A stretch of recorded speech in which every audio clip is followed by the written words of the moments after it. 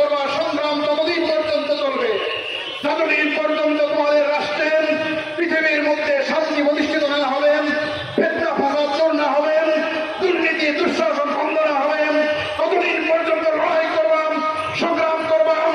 যতদিন আল্লাহর দ্বীন আল্লাহর সমাজে বাস্তবায়ন না হবে ততদিন ঘরে বসে থাকা চলবে না, চলবে না ইনশাআল্লাহ।